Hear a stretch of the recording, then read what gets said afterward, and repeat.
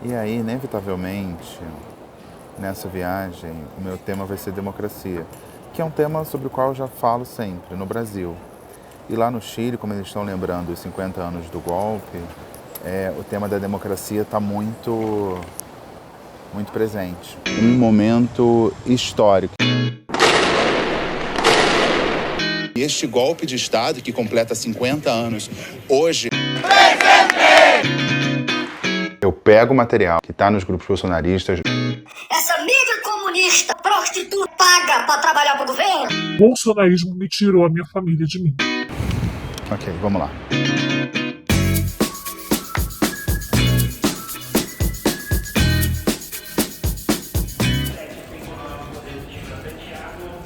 Destino a Santiago. Gente, eu recebi muitas mensagens de pessoas que se identificaram com a última entrevista que eu fiz no canal com um menino que tinha uma mãe bolsonarista. Várias pessoas mandando mensagem, todo mundo querendo compartilhar, muitas mensagens mesmo. Estou indo viajar agora, eu estou com os contatos aqui, vou aos poucos, na medida do possível, conversando na medida que as histórias apareçam, tá bom? Então calmem. Essa ideia de falar desse assunto vai continuar, tá bom? Vamos embarcar.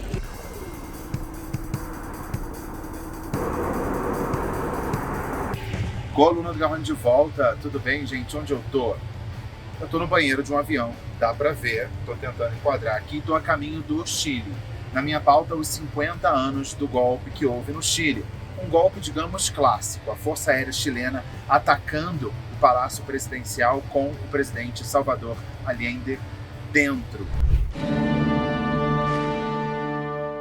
Aí lá.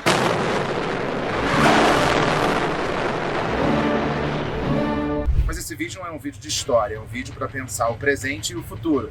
E dá para pensar no futuro sem entender do passado? A memória nos ajuda no caminho da luta pela democracia. Então esse vídeo é sobre o Chile, sim, mas não é só sobre o Chile. É sobre democracia, direitos humanos, respeito ao Estado democrático, direito àqueles temas, sabe, que eu sempre abordo aqui. Então, mais do que nunca eu peço, se inscreve no canal, me segue nas redes sociais. Seja bem-vindo, seja bem-vindo. Essa é a coluna do Garrone, por enquanto nas alturas. Senhores passageiros, estamos próximos ao nosso pouso.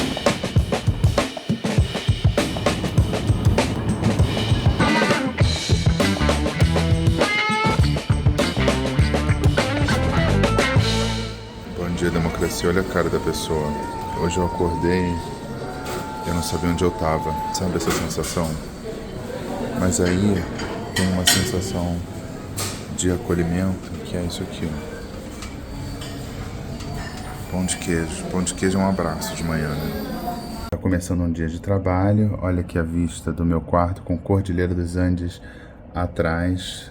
Bonito, né? Meu dia tá começando, daqui a pouco chega o meu cinegrafista e eu vou fazer uma entrada, eu já tenho uma entrada ao vivo, que não tem a ver com Chile.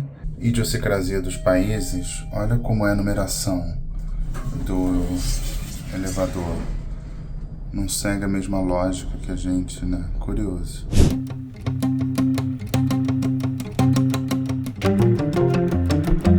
Esta es la Plaza Italia, llamada después Plaza Dignidad. Aquí fueron las grandes manifestaciones. ¿Y cuándo cambió el nombre? La verdad es el nombre se lo denominó la gente. No es oficial. Informal. Ajá. Deprimidinhos e deprimidinhas, estou aqui em Santiago do Chile. Você vê aqui, ó, segurança reforçada para esse que é um momento histórico. E é legal participar disso. E o atual governo aqui do Chile ressalta muito a importância da memória, o entendimento sobre o passado, para que a democracia não pereça. Então estou aqui nessa praça, aqui em Santiago, vou entrar ao vivo aqui, só que a minha primeira entrada não é para falar do Chile, é para falar do Lula lá no G20, que falou que não perderia o Putin se o Putin for para o Brasil na próxima reunião do G20. Comentei esse assunto na CNN Portugal. Isto é CNN. Para mais informações, Nelson Garron junta-se a esta emissão a partir de Santiago, no Chile. Nelson, muito boa tarde. Ao propor isso, ele desrespeita o Estatuto de Roma, que, como eu disse, obriga qualquer país que faça parte desse acordo a cumprir o mandado de prisão. Dica de luz. Essa luz, esse tempo nublado, é o melhor para luz. Porque é sol, se for de cima, você pode ficar todo torto e tal. Esse tempo nublado dá uma unidade na luz. Aí não precisa de luz artificial, né?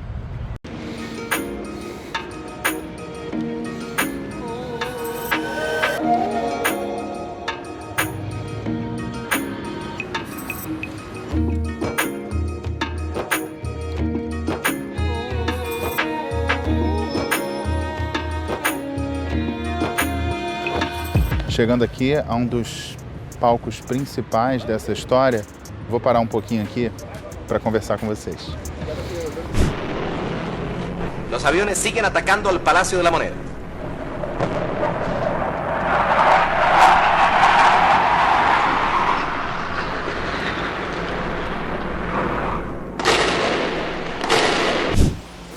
Ok, vamos lá. Olha, para falar do golpe de 73, tem que falar desse prédio aqui, que é o Palácio La Moneda. Ele foi o principal palco do golpe. O então presidente Salvador Allende, ficou dentro do prédio e o prédio foi atacado pela Força Aérea Chilena, atacado pela própria Força Aérea do país, que aqui chama de FACH. Ele morreu ali dentro e dali começou o novo regime liderado pelo general Pinochet. Son las 12 del día, 9 minutos 30 segundos. Esta es Radio Cooperativa, 11 de septiembre de 1973. El centro de Santiago se está convirtiendo en un campo de batalla. Salvador Allende foi o primeiro socialista eleito democraticamente para governar um país. Pagaré con mi vida la lealtad del pueblo. Y les digo que tengo la certeza que la semilla que entregáramos a la conciencia digna de miles y miles de chilenos não poderá ser cegada definitivamente. Naquela época, em plena Guerra Fria, havia um temor dos americanos que essa ideia pudesse se espalhar. Não à toa, esse golpe de 73 foi apoiado e financiado pelos Estados Unidos. Não é segredo. Viva Chile, viva el pueblo, vivan los trabajadores. Estas son mis últimas palabras. Tengo la certeza de que mi sacrificio no será en vano. Tengo la certeza de que por lo menos será una lección moral que castigará la felonía, la cobardía y la traición.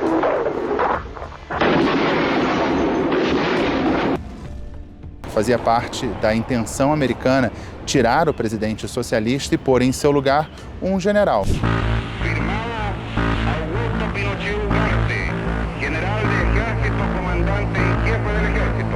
Foi ultra-repressor, governou o país com mão de ferro e já naqueles primeiros dias já houve centenas de prisioneiros políticos. Foi um golpe sangrento, não foi um golpe de gabinete, foi um golpe militar clássico, militares invadindo o Palácio Presidencial, o palácio atacado. É claro que hoje ele está restaurado, mas segue sendo ali a residência oficial do presidente da República. E hoje é um símbolo da democracia chilena, o Palácio La Moneda, e lá que acontecem as principais comemorações destes 50 anos do golpe.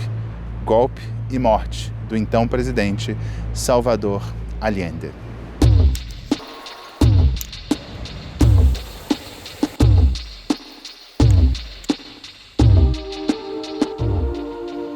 E para marcar essa data, o presidente chileno fez um compromisso, um documento, e convidou todas as forças políticas chilenas para assinarem. Só que, não, nem todas assinaram. A oposição de direita não quis assinar. Esse compromisso foi assinado pelo presidente Boric e por todos os ex-presidentes chilenos vivos. Naturalmente, entre eles, Sebastián Piñera, que é de direita, e claro, tem Michelle Bachelet, conhecida por ter sido presidente 2 vezes e também ter sido alta comissária da ONU para os direitos humanos, muito conhecida no Brasil também. Esses ex-presidentes todos assinaram esse documento de compromisso com a democracia. Eu vou falar do compromisso daqui a pouco, mas antes eu queria falar um pouco do contexto, o contexto em que há essa comemoração do golpe de 1973. Comemorar, claro, não é celebrar, eu estou falando de comemorar no sentido de lembrar junto. Está acontecendo aqui toda uma discussão sobre uma nova Constituição e é a segunda vez que isso acontece. Lembrando, em 2019 houve uma série de protestos e houve uma convocação para uma Assembleia Constituinte.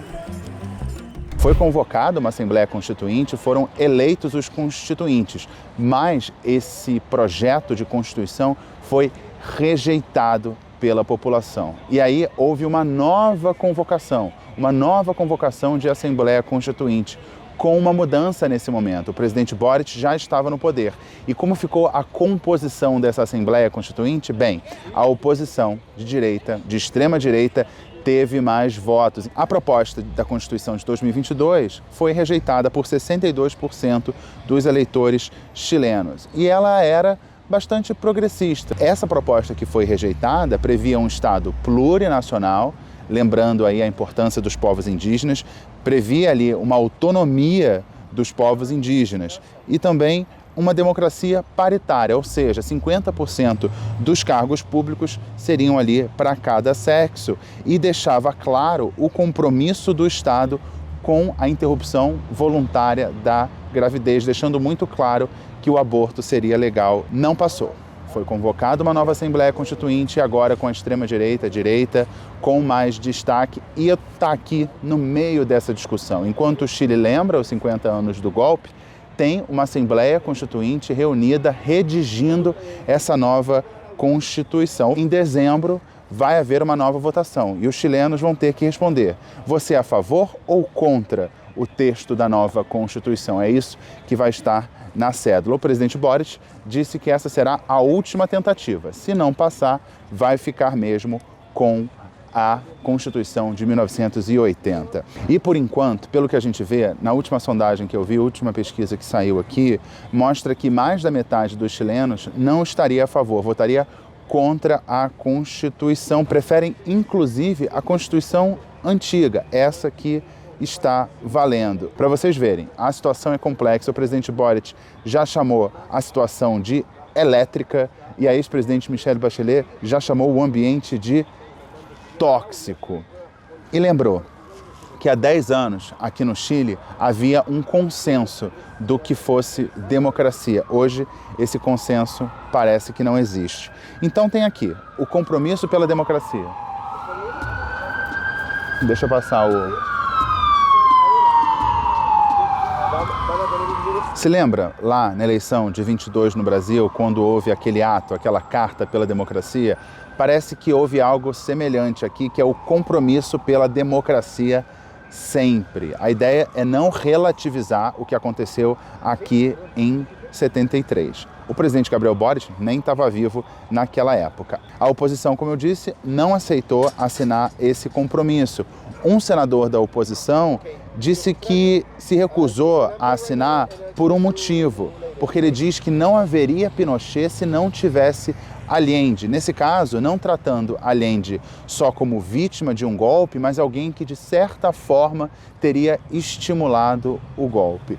Nesse documento, pela democracia, eles reconhecem ali que houve uma quebra violenta do regime democrático e isso custou a vida e a dignidade e a liberdade dos chilenos. E aí eu peço para vocês prestarem atenção nesses compromissos que valem para o Chile e podem valer para o Brasil também. Compromissos. 1, resumido, tá? Cuidar e defender a democracia, respeitar a Constituição, as leis e o Estado de Direito. Compromisso 2, condenar a violência e fomentar o diálogo. Perfeito. 3, defender e promover os direitos humanos. 4, multilateralismo maduro para um desenvolvimento sustentável. E uma frase que eu achei interessante, eu queria destacar aqui. A memória é a âncora para o futuro democrático que nossos povos demandam. interessante, né? A memória é a âncora para o futuro democrático que nossos povos demandam. A gente viu um candidato de extrema-direita aqui no Chile que foi para o segundo turno, mas perdeu para o Gabriel Boric, que é essa esquerda renovada, um jovem, não tem nem 40 anos, 37 anos. Ele tem essa ideia de uma nova esquerda, mas a extrema-direita, que venceu ali, teve mais votos para a Assembleia Constituinte, também chegou ao segundo turno. Então é vigilância, vigilância sempre. Serve para o Chile, serve para o Brasil.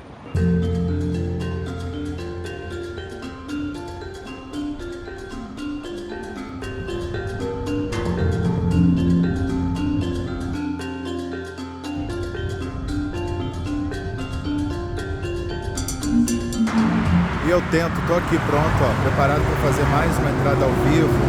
E eu tento sempre trazer um lugar diferente, né? Para mostrar vários lados da cidade, para não ficar sempre igual. Mas eu não estou aqui por acaso, eu estou aqui neste monumento aqui, que são monumentos das 3 cadeiras. É uma homenagem a 3 militantes do Partido Comunista Chileno que foram raptados, sequestrados pela ditadura chilena, mortos e degolados. Esse local aqui é para mostrar o quão importante é ter memória. E memória tem tudo a ver com democracia. Conhecendo o passado, tendo a memória do passado, faz-se um caminho muito mais fácil para a perseguição ali da democracia, que nós sabemos. Não é exatamente um destino final, mas é sempre um caminho. A gente tem que estar sempre apontando para a democracia. É isso que representa esses 50 anos do golpe no Chile, este golpe contra o presidente Salvador Allende em 1973. E agora, faz 50 anos, Henrique Mateus. Nelson Garron, muito obrigado.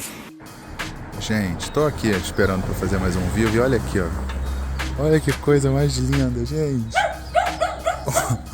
Vocês sabem que tem uma coisa com latido de cachorro, que o latido de cachorro não tem tecnologia que consiga ocultar.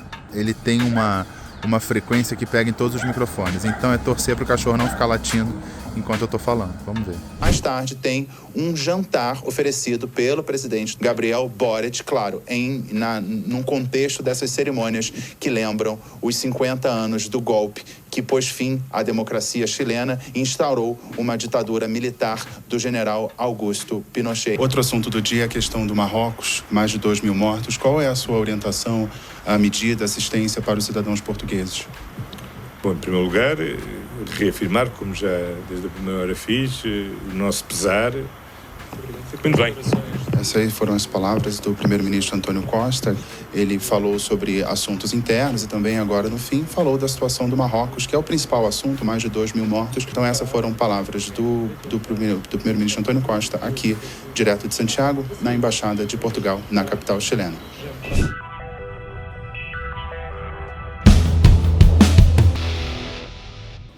É muito exaustivo, porque eu cruzei a cidade 2 vezes e parece muito simples, né? Mas tem um esforço físico. A cidade também é bem poluída, é bem seca. Então tem um trabalho físico e também um trabalho mental, né? Porque no fim das contas eu tenho que falar alguma coisa que faça sentido. E esse foi só o primeiro dia. O evento mesmo de lembrança dos 50 anos do golpe é amanhã. E eu já tô morto e o principal não começou.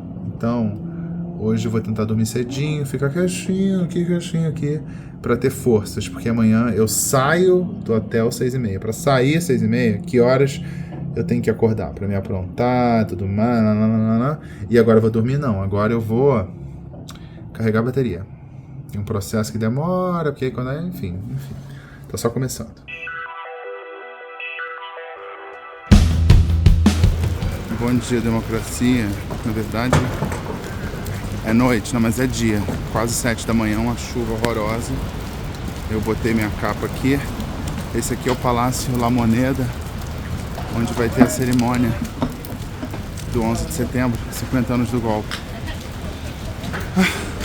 O dia clareou e eu tô aqui nesse lugar, que é uma tenda provisória, onde ficam os jornalistas, e logo aqui tem o Palácio La Moneda. E ali é o lugar onde vão ficar os jornalistas. Chovendo muito, agora deu uma parada, fiquei todo molhado, tá um frio.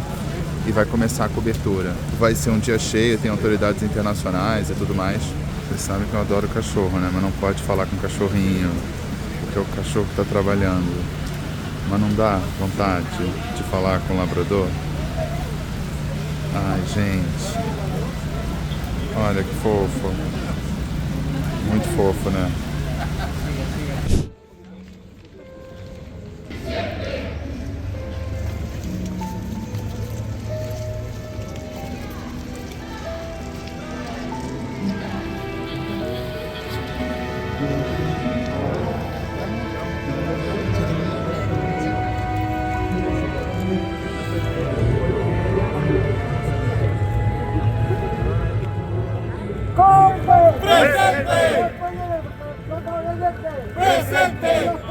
Tá muito frio, tá tipo 9 graus, o que pra mim é muito frio, muito frio.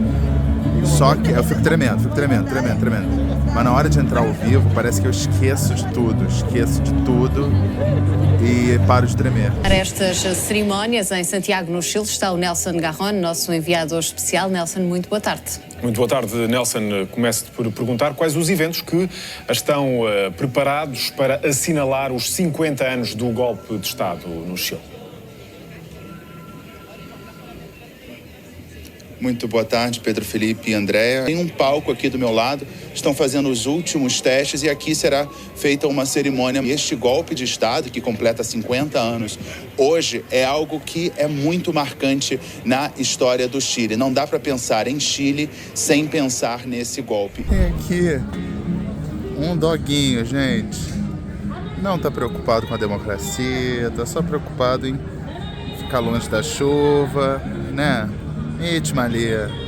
Eu queria compartilhar com vocês um acessório que muitas pessoas estão trazendo aqui para este momento, que é isso aqui. Eu perguntei para a produção e parece que em Portugal se chama moinho de vento. No Brasil tem outro nome, é catavento. Então, moinho de vento, que simboliza justamente isso, esse momento aqui de lembrar um momento de renovação e de apoio eterno à democracia. E eu tive uma sorte, quando eu estava falando, aí começaram os aplausos atrás de mim, eu virei, era Michelle Bachelet. Combinei com a Bachelet, entendeu? Eu falei, Bachelet, vou entrar ao vivo e tal. Aí, quando eu estiver falando, você entra, por favor. Foi o que aconteceu. Obrigado, Bachelet. Enquanto presidente democraticamente eleito, o primeiro presidente socialista, quem chega neste momento é a ex-presidente do Chile e ex-alta comissária dos direitos humanos das Nações Unidas, Michelle Bachelet, muito aplaudida. Foi das autoridades mais aplaudidas, muita comemoração com a chegada dela. Ela que é ex-presidente do Chile e também assinou esse compromisso oferecido pelo presidente Gabriel Boric pela democracia. Ela é uma das signatárias, uma das principais representantes da esquerda, não só chilena, mas também latino-americana. Então, chegada de Michelle Bachelet, então tudo indica. A cerimônia para lembrar os 50 anos do golpe deve começar a qualquer momento. Debaixo desse teto provisório, autoridades estrangeiras, entre elas o presidente do México, o presidente da Bolívia.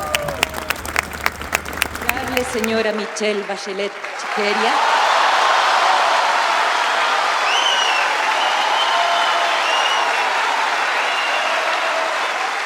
El expresidente de la República Oriental del Uruguay, honorable señor José Mujica, y señora Lucía Topolansky.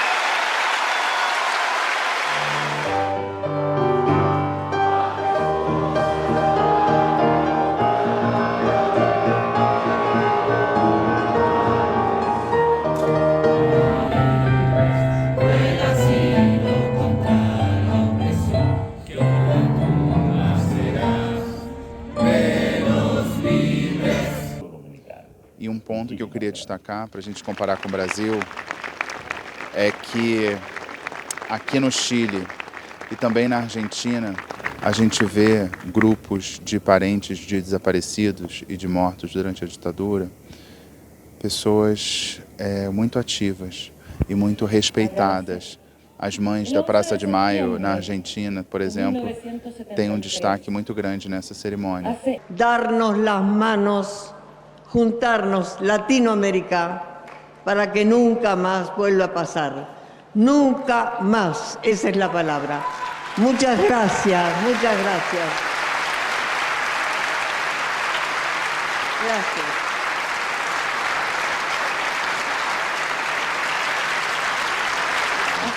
A gente não tem algo parecido no Brasil. E esse tema é muito forte. Muitas vezes a cerimônia é interrompida por pessoas que gritam pedindo justiça. E isso é muito respeitado. Quando acontece isso aqui no meio de uma fala, o orador para e deixa a pessoa se manifestar.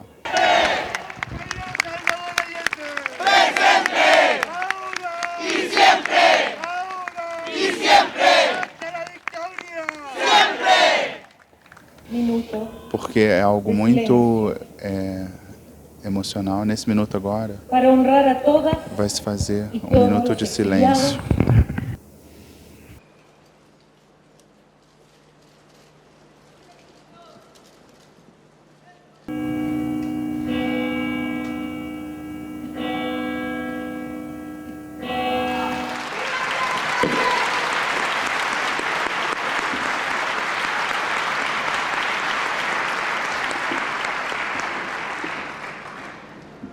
Me tocó ser la última persona.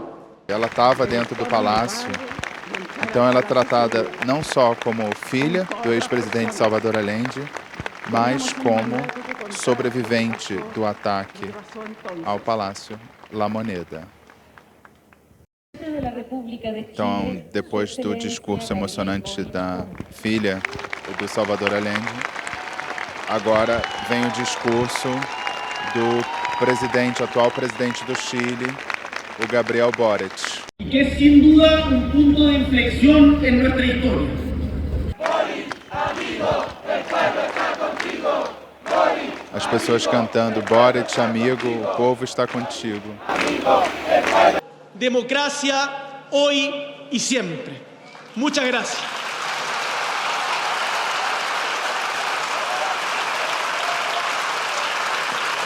Ele se apresenta como um líder latino-americano, de uma nova geração.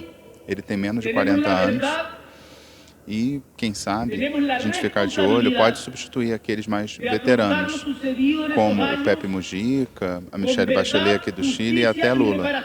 E faz um discurso bastante progressista e cita, por exemplo, a comunidade LGBT. O presidente Gabriel Boric acabou de falar agora há pouco, e ele disse que reparação é importante, não há como equiparar vítima e algoz. Curiosidade, eu acabei de receber da organização do evento, Pedro, um cravo que tem outro simbolismo aí em Portugal. Afinal, daqui a 7 meses, Portugal vai lembrar os seus 50 anos. Os 50 anos de uma revolução que levou a democracia a Portugal. Aqui no Chile, o que aconteceu há 50 anos foi o vetor inverso. Há sim alguns processos, alguns militares foram condenados, mas mesmo assim as pessoas que vêm aqui acham que não é suficiente, querem uma justiça completa, não aceitam uma justiça parcial. Nunca más, nunca más, nunca más, nunca más, nunca más, nunca más, nunca más, nunca más, nunca más.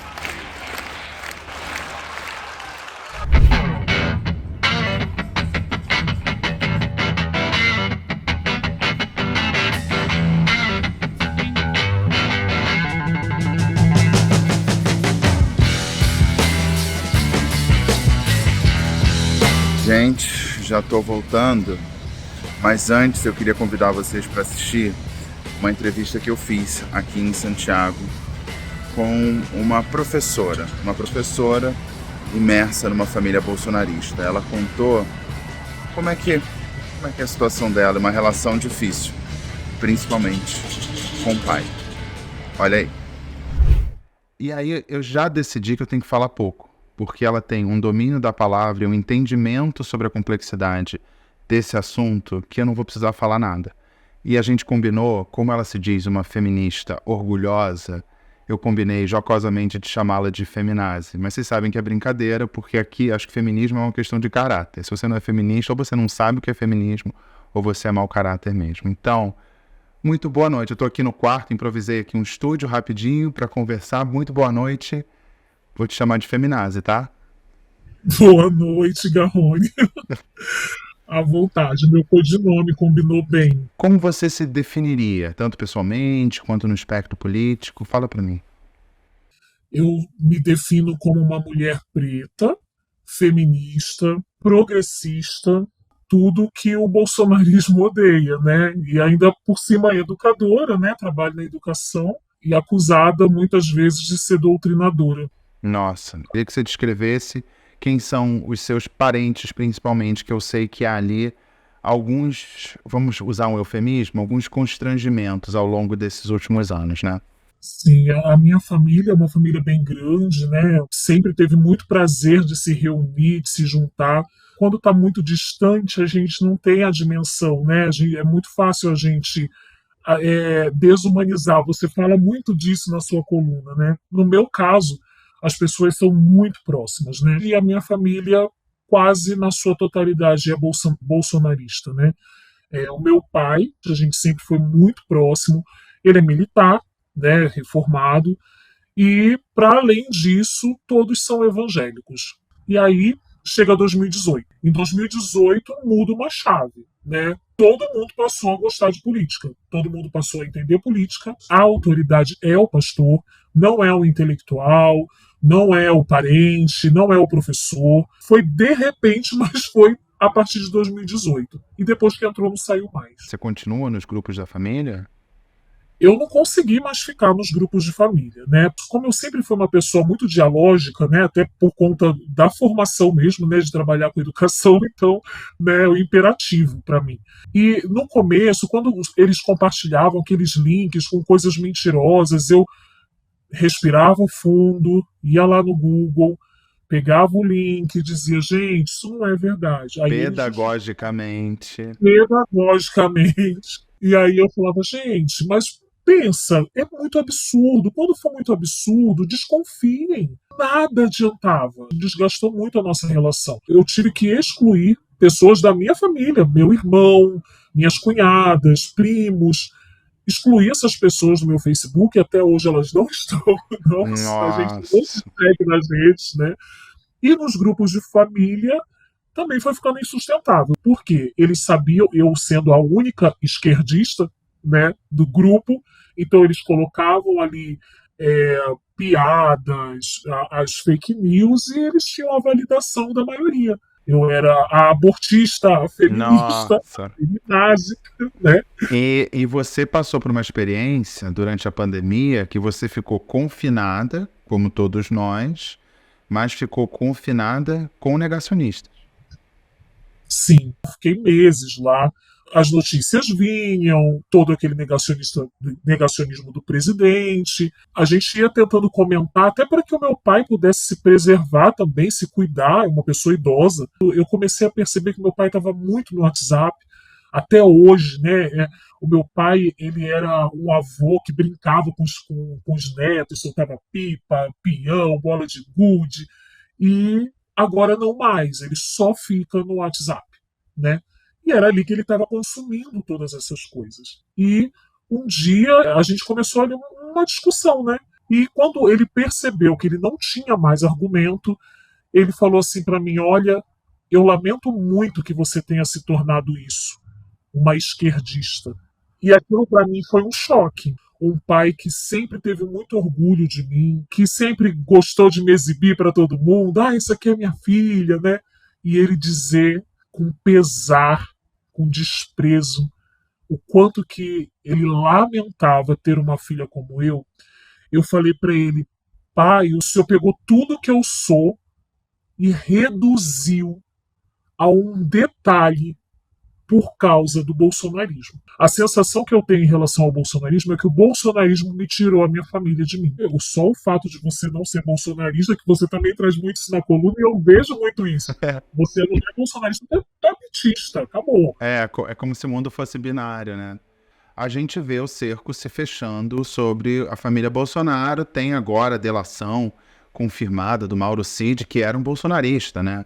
Cerco fechando, provas se acumulando de que havia ali, eu estou falando do caso das joias, corrupção. Não estou nem falando do golpe de Estado que provavelmente ele apoia, ou eles apoiam, mas em relação a essas provas muito claras, ou indícios muito claros de corrupção, esse tipo de de informação mexe com eles, comove? Só não é mais difícil porque a minha mãe não é tão politizada. E eu pergunto para ela, e aí, né, tá caindo a ficha? Aí ela, minha filha, tá todo mundo quietinho aqui. Mas você sabe que esse é o movimento nos grupos bolsonaristas. Cid não existe. Ele acabou de fechar a delação e provavelmente vai implicar o ex-presidente Bolsonaro em vários crimes. Não é um assunto. Então a gente vê aí, na prática, o reflexo do grupo, porque não tem ainda nenhum argumento pronto que circule nos grupos de WhatsApp. Então tá bem fidedigno ao que eu tô vendo. Ou seja, então assim, eles não têm, porque os argumentos não partem deles, né? Eles precisam aí de alguém que dê esses argumentos para eles mastigadinhos. Então deve ser isso. Olha, feminazi, vocês viram, gente? Feminista não morde, feminista tem pensamentos complexos, feministas... Então, muito obrigado. E você abriu o coração aqui com questões, assim, muito íntimas. Isso dessa reversão de opinião do seu pai sobre você, no fim das contas, é uma coisa muito forte. E obrigado por ter contado essa história. E eu continuo aqui convidando, se você tiver a sua história, passa por uma situação parecida com um parente ou com um amigo, uma história que você queira contar, escreve aqui nos comentários, a gente bate um papo. E assim como a Feminazi. E agora, eu perguntei se eu podia chamá-la de Feminazi, ela não teve objeção. Agora, quando você mandar a sua história, manda o seu codinome também, porque tá faltando criatividade aqui do Garrone. Então, Feminazi, muito obrigado, um beijo. Eu que agradeço, Garrone, muito obrigado pela oportunidade aí de me juntar a outras vozes também, porque às vezes parece que a gente tá vivendo essa loucura sozinho, e aí quando a gente vai ouvindo outras histórias, a gente vai percebendo que não tá. É isso, e continua ligado no Venuzap. Com certeza, obrigado.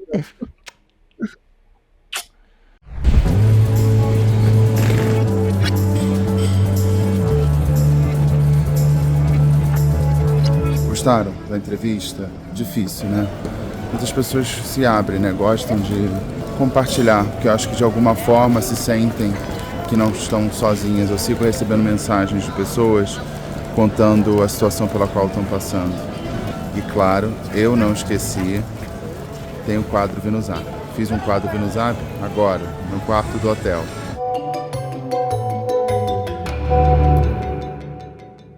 Tá na minha tela, tá na sua tela, esse é o quadro Venuzap. Achei um sofazinho até parecido com aquele que eu tenho em casa. Então tá aqui, é uma coluna Venuzap on the road, mas o espírito é o mesmo. Eu pego o material que tá nos grupos bolsonaristas, jogo nesse grupo aqui chamado Coluna do Garrone, só tem eu, e aqui eu compartilho o melhor ou pior pra você. O nome disso é amor. Vamos lá, 7 de setembro. 7 de setembro passou, né? Qual a sua opinião sobre 7 de setembro? Bem, eu vou dar a opinião agora dos bolsonaristas. Vocês viram, né? A Janja foi de vermelho na parada do 7 de setembro. O que está por trás desse vermelho? Você sabe? Vocês já imaginam, né? Vamos lá. A primeira cuidadora oficial de vermelho dos pés à cabeça, meu amigo. No dia da independência do Brasil. Se isso não é uma afronta com todo o povo brasileiro e com os militares, eu não sei o que é. Quando eu falo militares, eu quero dizer a rapaziada do quartel, sabe? Porque essa galera lá de cima, esquece. Rolou um burburinho, né? E aconteceu isso, ó. Ela pegou essa criança aí, colou aqui na frente dela e ficou escondida atrás dessa criança aí o desfile inteiro. Então alguém deve ter chegado e ter falado, ó, não tá pegando bem, sabe como é que é? Tinha um general lá falando com o Lula no palanque, que eu vi que o cara tava meio assim, o Lula também tava meio disse-me disse, que não sei o que, mas essa é a pergunta que fica. A narrativa foi que a campanha do Fica em Casa incentivou todo mundo a ficar em casa, não só os patriotas, entendeu? Bem, vamos lá. Ele chama a Janja de cuidadora do Lula, porque tem essa ideia de o Lula tá muito velho, né? Já o Bolsonaro é super forte, né? Depois da facada, ele é internado várias vezes, mas é super forte, né? Ninguém ousa usar o argumento de que Bolsonaro seria incapaz de governar dada a fragilidade dele por conta da facada. Bem, e diz que é uma afronta. E ali começa o devaneio, né? Ele vê ali um diálogo entre um general e o Lula, tá no palanque, conversou, o general falou pro Lula, falou, Lula, o general que é frouxo, entendeu? Porque ele é sommelier de Forças Armadas, vale só baixa patente, alta patente não vale, né? Por quê que o general de alta patente ou os oficiais de alta patente não valem? Por quê? Porque não deram golpe, né? Militar bom é militar golpista. Afrontosa essa tal de Janja, o general que não dá golpe, que é frouxo, ele tem coragem de falar pro comandante-em-chefe das Forças Armadas da roupa da mulher. Para eles tem que falar com o Lula, pro Lula falar com a Janja, porque é assim que os varões se comportam. E falou pra Janja, Janja, disfarça aí. Como se ela não tivesse pensado naquela roupa. Obviamente ela pensou naquela roupa. Outra versão do 7 de setembro, e ele comenta esse 7 de setembro vazio, né? Segundo ele, esse protesto seria... É outra interpretação. O protesto ali vazio seria uma mensagem ao governo. Tá bom? Vamos ouvir. Pessoal, eu quero aqui gravar esse vídeo para parabenizar a população brasileira que ficou em casa hoje, no dia 7 de setembro, o dia da independência do Brasil. Quando a população brasileira deixou de ir às ruas comemorar, isso significa que a população brasileira deu as costas, não só para esse governo, mas como também para as Forças Armadas, para os generais comunistas que apoiam o governo Lula.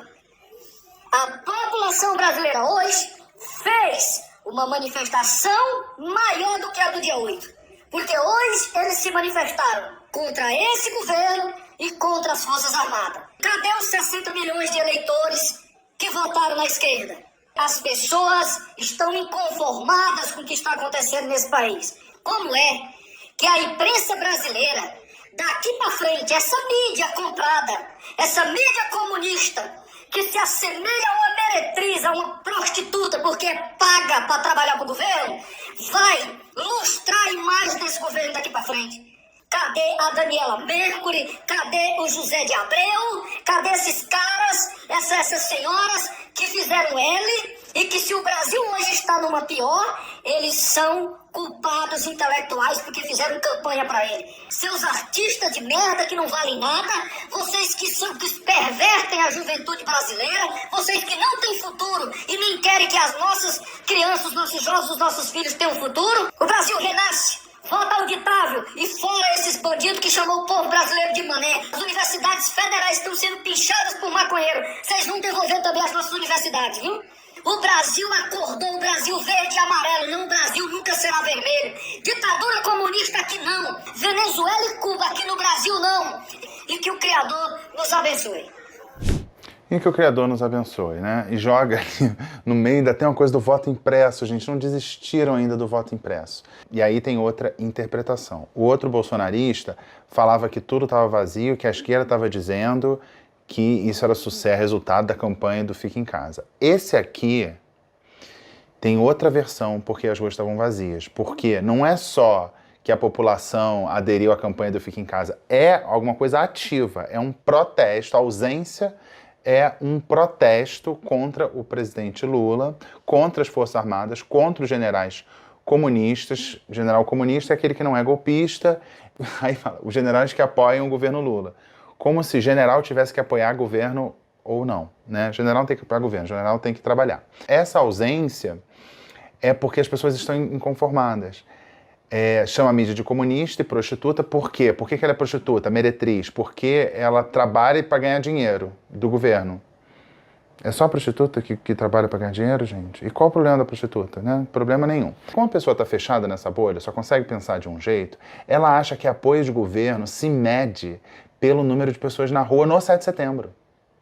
Esse é um jeito de medir, nem sei se dá para medir, mas é uma lógica do bolsonarista. Ir para a rua no 7 de setembro é lógica de bolsonarista. Os petistas não iriam para a rua, ou os apoiadores do Lula, ou quem votou no Lula, não iria na rua para o 7 de setembro para apoiar governo. As pessoas não votam no presidente e ficam manifestando apoio a ele, não. As pessoas vivem suas vidas, né? Como eu já disse nos vídeos anteriores, qual o significado do 7 de setembro?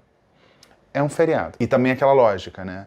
Votar no Lula em 2022 quer dizer que você apoia o Lula. Na real, era um voto contra o que algumas pessoas, esses artistas, entenderam como uma escalada autoritária do presidente. Né? E as investigações da Polícia Federal também estão por esse caminho, né? O golpismo, minuta do golpe. Segundo esse bolsonarista, esses artistas não têm futuro, pervertem as nossas crianças. O Brasil está renascendo nesse momento. Não aconteceu nada. E aquele nada quer dizer um renascimento. E aí vem um bolsonarista defender a universidade. A universidade não é dos maconheiros, não quer a ditadura comunista. Janja é alvo de muito ataque dos bolsonaristas, posso dizer. Essa mulher não tem jeito, muito menos o marido. Namastê. Mais de 40 mortes no Rio Grande do Sul, mais de 3.000 desabrigados, mais de 8.000 desalojados e Dona Janja fazendo o que melhor sabe fazer no governo do marido ex-presidiário. Viajar, esbanjar. Não é à toa que o apelido dela é Dona Esbanja. E ainda tira onda com a cara do povo. Temos aqui, gente, uma novidade. Um bolsonarista reclamando da insensibilidade da primeira-dama. De fato, o presidente Lula deveria ter passado lá antes de ir para a Índia. Não custava, seria importante, ainda mais num estado que é um estado mais bolsonarista, mostrar que ele está acima disso e tudo mais. Mas um bolsonarista dizer que a Janja viajar ao lado do Lula é uma falta de sensibilidade? E daí, não sou coveiro, esse país não é de maricas, imitando gente faltando ar, negacionismo da vacina. Um bolsonarista falar de insensibilidade, e teve aquele caso, quando teve as chuvas na Bahia em 2021, que o presidente Bolsonaro foi andar de jet ski. E tem essa crítica, né? Lula viaja demais. Só que para mim, quando você critica uma viagem do Lula, você tem que dizer por que aquela viagem não vale. Não é dizer, ele fica, esbanja. Assim, é um presidente da República. Eu acho até que merecia ser mais low profile, né? Acho que o avião presidencial é fundamental, vai botar o cara no avião comercial, vai demorar 3 dias para chegar aí, não dá, né? Mas você tem que ter uma crítica um pouco mais profunda para ver qual é a importância daquela reunião. Então o Lula, por exemplo, fez várias viagens. O Lula foi tá no G20. Não deveria ter ido. Reunião dos BRICS, não deveria ter ido. Comunidade de países de língua portuguesa, não deveria ter ido. Coroação do rei Charles, não deveria ter ido. Estados Unidos, não deveria ter ido para os Estados Unidos. Para a China, não deveria... Né? Então você quer que o cara não viaje. Mas o problema, a gente sabe que não é isso, né? Mas aí tem esse detalhe que é importante, que qualquer demonstração de riqueza do Lula ou da Janja em viagem vira munição para ataque da extrema-direita. Um detalhe curioso, que o presidente Lula, quando foi para Londres, por exemplo, ficou no mesmo hotel do presidente Bolsonaro. Tá bom, de 7 de setembro, nós vamos falar de 8 de janeiro? Você não esqueceu do 8 de janeiro? Não dá para esquecer, mas eles também não esqueceram. E tem aqui uma bronca, porque vocês sabem que no 8 de janeiro, o grande culpado do 8 de janeiro foram os militares. Por quê? Basicamente porque não deram um golpe. Mas mais do que isso, tem uma senhora aqui, que é uma senhora com o microfone na frente. Se é uma senhora com o microfone na frente, é uma pessoa importante falando. E ela faz uma crítica severa aos militares. Vamos ouvir? Lógico que isso foi tudo armado. É evidente que isso tudo foi armado. Agora eu fico pensando, né, que problema essas nossas Forças Armadas, porque eu tive na frente do quartel em Brasília umas 2 vezes. E era uma coisa linda de se ver o patriotismo, as pessoas honrando aquela instituição. A STF acabou consigo mesmo sozinho e o Exército também acabou consigo mesmo sozinho de ser o guardião da esperança de vários patriotas para se tornar o grande algoz que prendeu velhinhas num acampamento de manhã sem resistência, colocando em ônibus para campo de concentração. Quer dizer, pior que isso não existe nada. Nada de pior aconteceu no nosso Brasil no que diz respeito aos direitos humanos. E o que aconteceu foi que o Exército deixou de ser a instituição com mais credibilidade do Brasil para ser uma das últimas hoje. E o general são os covardes, na verdade. Se eles fossem pessoas realmente de um brio, eles teriam no dia 7... Avisado, né? Não. Ido para frente do quartel, onde tinham milhares de pessoas, e eles sabiam, e dito, gente, o Exército não vai fazer nada. Exatamente. Esqueçam, vão para casa. Por favor, eu tô pedindo, a partir de amanhã nós vamos prender todo mundo, qualquer coisa que fosse decente. Porque o decente teria sido os generais terem descido na frente de todos os quartéis e terem feito um statement, ou seja, terem feito um pronunciamento. As pessoas de bem teriam ido para casa. Porque não tem nenhum arruaceiro lá, os arruaceiros foram colocados pela esquerda. O que aconteceu no dia 8 de janeiro foi uma covardia. E será lembrado pela eternidade como uma covardia. Porque é o que... Não precisa nem cortou aqui, mas também vocês já entenderam. Então ela assumiu, atenção, Alexandre de Moraes, ela assumiu que é golpista, estava lá, frequentou os campos golpistas, uma coisa linda, patriótico, gente honrando as Forças Armadas. Só que aí, gente, o STF acabou consigo mesmo, o Exército, que é o guardião dos patriotas, da esperança dos patriotas. É porque você está na Constituição, você nunca viu, não? Olha lá, procura na Constituição. A função do Exército é guardar a esperança do patriota. E essa história, não aguento mais, velhinhas, crianças, campos de concentração. E aí não precisa mais ser verdade, né? Você fica repetindo. Se você for comparar alguma coisa com campo de concentração, aqui no Chile é um bom exemplo, né? O estádio do Chile, que as pessoas foram para lá pelos militares golpistas, os golpistas levaram as pessoas para lá e assassinaram e torturaram num estádio, sabe? Isso é prisioneiro, isso é abuso de direitos humanos. E aí ela é coach de general. Por quê? Ela diz, olha, os generais deveriam ter ido para frente do quartel. Deveria ter ido, porque essa é a função do general. Tem umas pessoas ali atentando contra o Estado Democrático de Direito, ela tem que ir lá, tem que ir, desce lá de farda e fala, olha, saia, porque senão os senhores serão presos. O nome disso é o quê? Obstrução de justiça? Provavelmente. Ela acha que eles deveriam ter feito isso, descido e feito um statement. Tá? Um statement, porque essa era a função, e quem estava fazendo bagunça eram os petistas, tá bom? Eram os petistas, você não sabe. Então, os generais estão muito embaixo, a gente está vendo isso. Vamos dar aqui um rolé interessante, aqui, ó. Claro, aqui, ó, Globo, a evolução da lixeira, os ícones da lixeira. Em 2023, a Globo virou lixeira, tá bom? Então, ó, breaking news, só a partir de 23 que a Globo é Globolixo. Antes disso não era, tá bom? Você quer aprender a argumentação? É isso aqui, ó. O ministro Celso Amorim, que é ex-ministro da Defesa e também de Relações Exteriores, do governo do PT, eu não sei se ele disse isso, mas teria dito que entrar na OCDE, que é aquele grupo dos países ricos, grupo com reduções tarifárias comerciais e empregos. É um grupo que tem empregos, sabe? É uma organização internacional que, ao aderir, ganha empregos, tá? Então tem redução tarifária e empregos. Ele disse que não traz benefício ao Brasil, à OCDE, tá? Eu não sei se ele disse isso. Mas aí, como é que você rebate? Você fala, você traz um argumento? Não, você diz que bom deve ser o que é mostrado nesse vídeo do grupo do ex-presidiário. Ex-presidiário, Lula e tal. Que é um vídeo antigo que tem dois caras se beijando num palco e o Celso Amorim tá ali. E agora a Glaze fala no vídeo do Lula. Então, entrar na OCDE é bom porque ele foi num lugar que teve um beijo gay. É isso. Outra coisa, comparando o Lula-Rato, aquela coisa de desumanizar, padrão, normal. E tem esse aqui, gente, agora tem que ter Deus. Tem que ter sempre Deus tem que estar.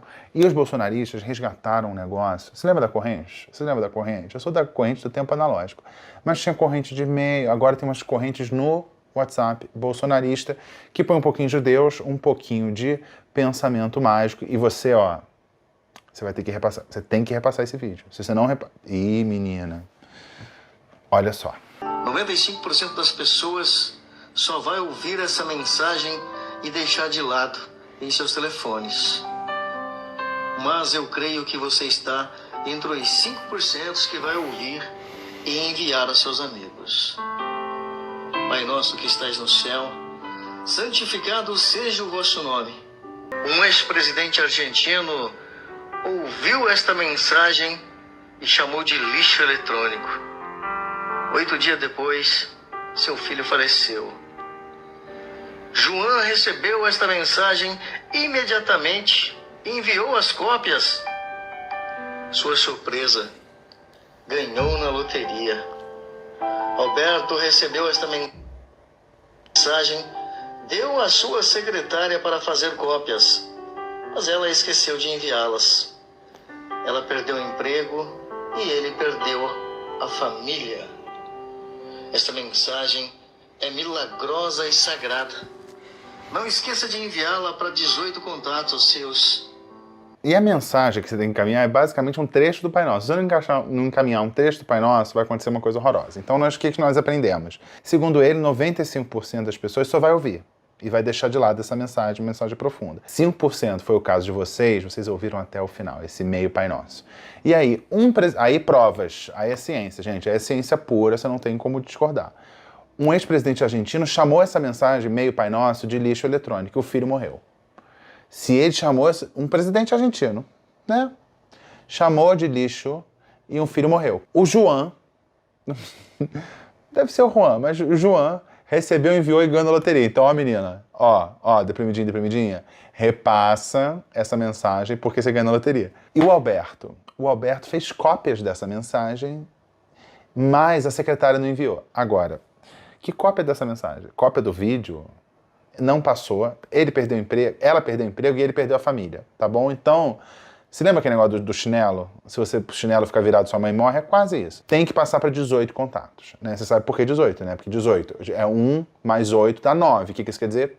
Nada. Eu acho importante a gente mostrar isso porque tem a coisa do pensamento mágico, né? É quase a coisa das 72 horas. Daqui a 72 horas. Por que você acredita nas 72 horas? Porque tem uma voz em off falando. Isso aqui é voz em off com umas imagens, sempre com Jesus louro, né? Umas imagens aqui, ó, flores, campos. Fica a dica, tá? Então, aqui, ciência pura. Tá bom? Esse foi o quadro Vênus Zap.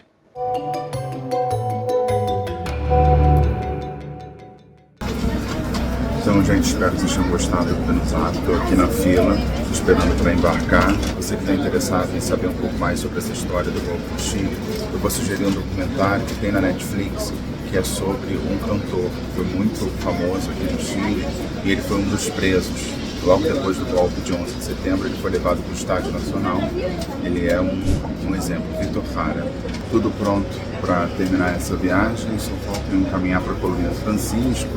A Colônia do Francisco vai ser o reencontro, né? O reencontro que dá saudade, né? Então vamos ver esse reencontro com o Francisco. O Antônio fica por aqui, um beijo, tchau. Até a próxima.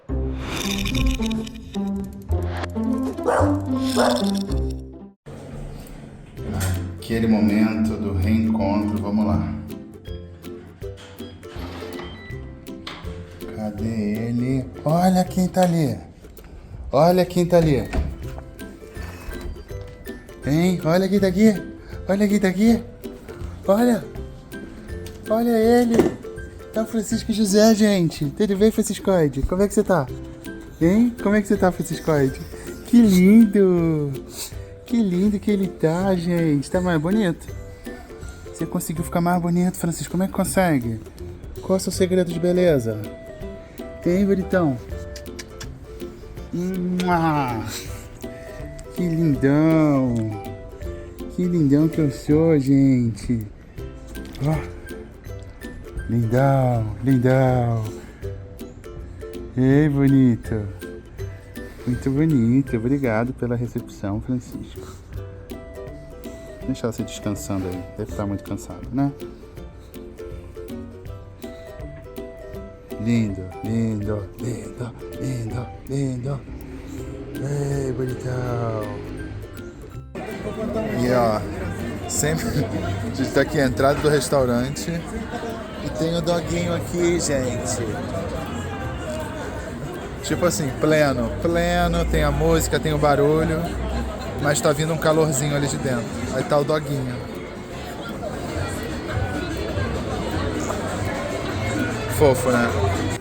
O cachorrinho comendo salsicha. Você precisava ver isso. Você não precisava ver essa imagem? Que bonitinho. Ó. Que bonitinho, ó. El perrito chileno. E aqui tá a comidinha dele. Bonitinha, né? Come sem pressa.